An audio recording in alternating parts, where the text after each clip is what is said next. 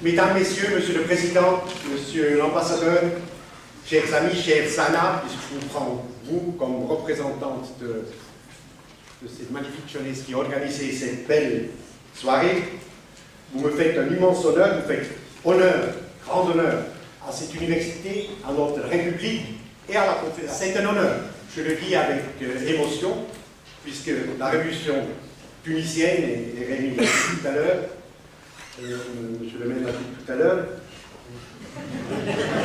non, il l'a dit avec sincérité et justesse, c'est un des 3-4 événements avec la résistance du peuple vietnamien, avec la révolution algérienne, avec la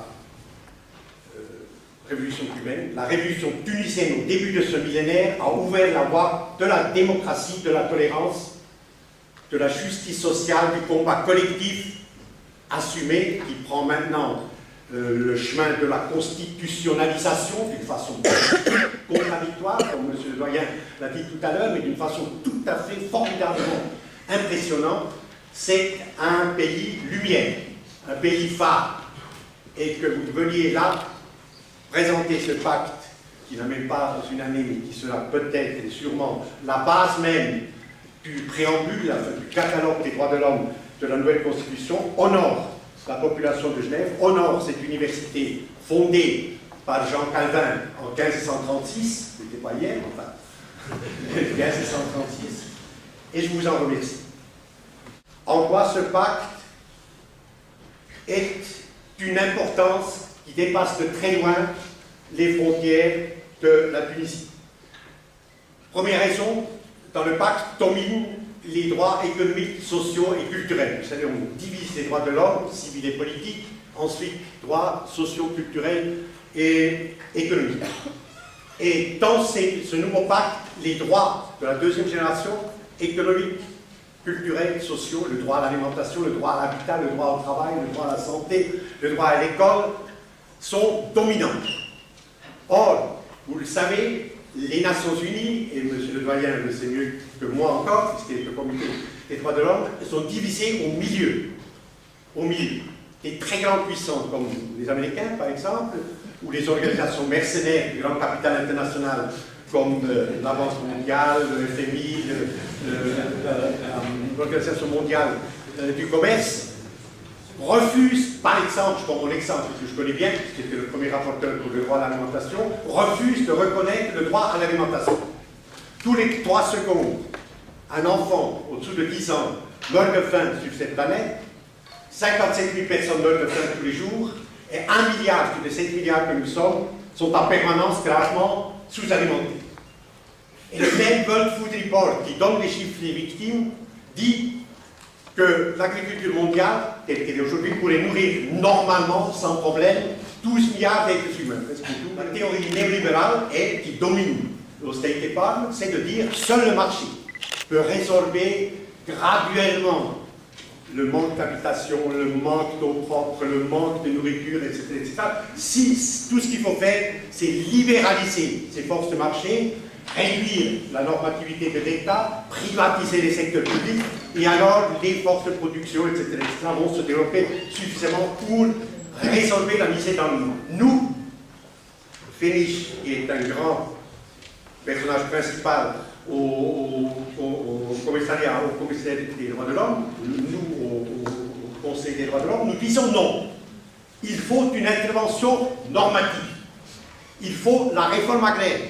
Là où il y a faim, il faut subventionner l'alimentation de base. Rousseau et cette phrase entre le faible et le fort, c'est la liberté qui opprime et c'est la loi qui libère. C'est ça la base des droits économiques, sociaux et culturels. Que votre déclaration, votre projet de déclaration, votre pacte, met au centre de l'intentionnalité constitutionnelle. Et là, si vous faites ça, et vous le faites, et si vous réussissez à transformer en normativité constitutionnelle les droits, la priorité donnée aux droits économiques, sociaux et culturels, vous rendez un service énorme au peuple, surtout au peuple de l'hémisphère sud, où on meurt de faim. Vous êtes nouveau. ceux qui portent la lumière, parce qu'il est évident, il y a plusieurs juristes dans la salle, je n'insulte personne, mais on sait bien, moi j'ai fait le droit aussi, on fait essentiellement du copiage. Hein. On copie. Il y aura d'autres constitutionnalistes au Yémen, des constitutionnalistes dans d'autres pays qui enfin vont pareil, vont se libérer, etc., ou ailleurs, eh bien ils vont prendre exemple, très concrètement, sur la normativité constitutionnelle tunisienne. Autrement dit, la bataille que vous menez pour les droits économiques, sociaux et culturels, pour la normativité en matière sociale, qui amène par l'action collective la justice sociale sur terre, dans un peuple donné, est un combat dont l'importance, je le répète très concrètement, pas idéalistement, enfin une gymnastique dans le ciel bleu, mais très concrètement, va essemer, avoir un effet universalisant dans le monde entier, en tout cas cette partie du monde qui aujourd'hui déjà est en mouvement, où les peuples sont en insurrection. Le problème de l'universalité. Alors je vais entrer un peu dans le détail. Vous savez que parmi les 194 États membres des Nations Unies, tous y sont sauf le Vatican, mais là on n'a vraiment pas besoin. Il y a 47 qui forment le Conseil des droits de l'homme, 47, élus au prorata des continents par l'Assemblée générale tous les 3 ans, 47, qui sont la 3e instance la plus importante des Nations Unies. Donc l'Assemblée générale c'est le Parlement, les 15 du Conseil de sécurité c'est l'exécutif, et le Conseil des droits de l'homme, la 3e instance la plus importante, doit vérifier les politiques nationales, la conformité de ces politiques nationales avec la Déclaration universelle des droits de l'homme, les 30 articles de 1948. C'est sa tâche. Or, ce Conseil est profondément divisé.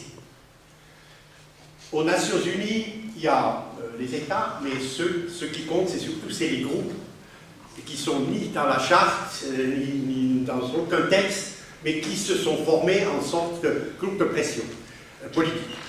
Il y a le groupe des non-alignés, présidé par l'Iran, aujourd'hui 121 pays. Il y a le groupe OCI, l'Organisation de la Conférence Islamique, très très puissant, 57 pays.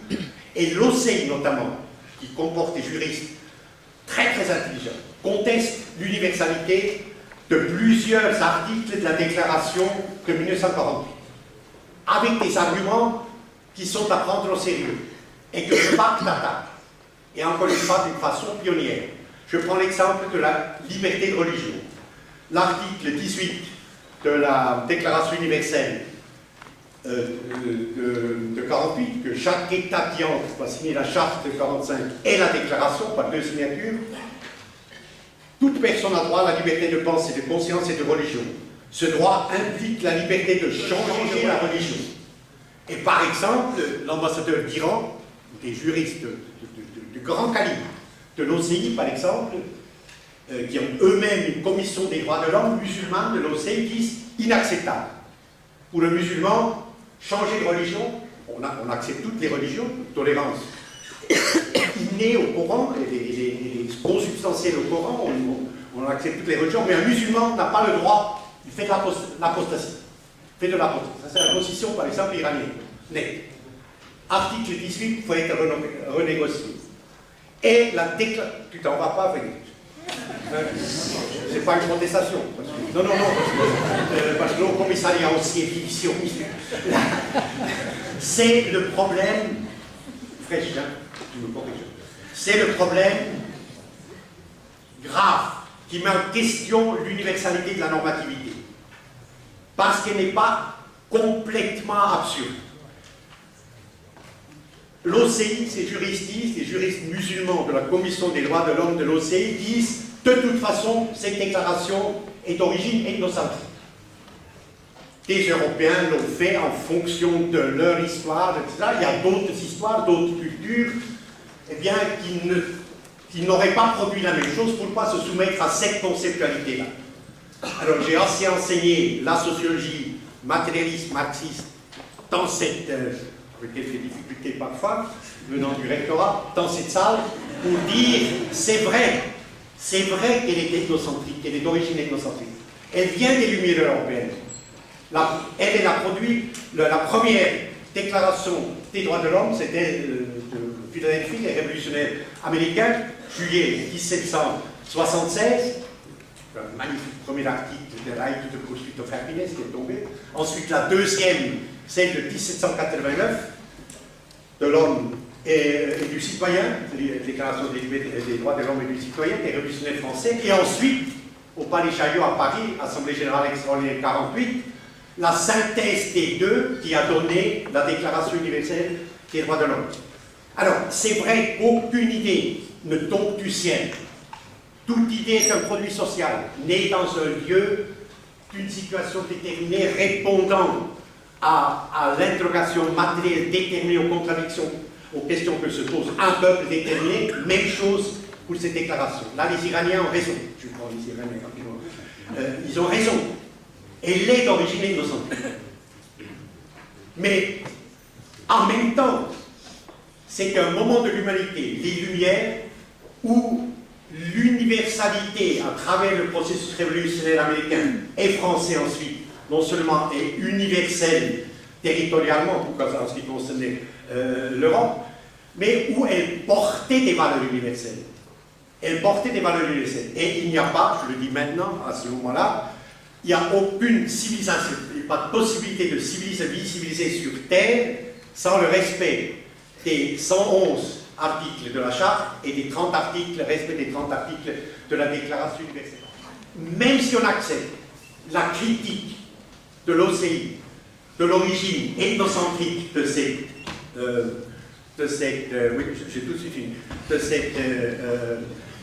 déclaration, et je pense qu'il faut l'accepter, l'universalité est consubstantielle à la vie collective de ces valeurs-là. Vous comprenez? Et donc, je trouve que c'est formidable que cette universalité, vous la proclamez, vous l'articulez, vous la conceptualisez dans le pacte. Le ministère public de la Confédération, en janvier, le dernier, donc il y a 2 mois, a appliqué à la fortune des 42 personnes, ces Ben Ali, etc., tous ces philanthropes, a appliqué l'article 263 ter du Code pénal, qu'on appelle l'article la mafia, et a dit, nous ouvrons une enquête pour association, crime organisé et blanchiment. Ce qui signifie, sur la base de cet article, qu'il y a inversion des preuves. Donc ils ont dû, jusqu'au 31 janvier dernier, pour prouver la légalité des 62 millions de francs suisses de comptes séquestrés il y a 2 ans, le 22 janvier 2011, provisoirement par le Conseil d'État. Et s'ils n'arrivent pas, et on n'a pas le résultat, à prouver que c'est de l'argent légalement gagné, etc., fait de la preuve, cet argent est confisqué et va être restitué, il y a encore des recours, etc. Et commence maintenant, et je le dis à nos camarades suisses, aux militants qui luttent pour la cause tunisienne, parce que c'est la cause exemplaire maintenant, en ce moment, sur cette planète, maintenant c'est le temps de l'asset tracing. Il faut forcer maintenant les banques suisses à révéler les sociétés offshore qu'ils ont créées pour abriter les fonds monétaires.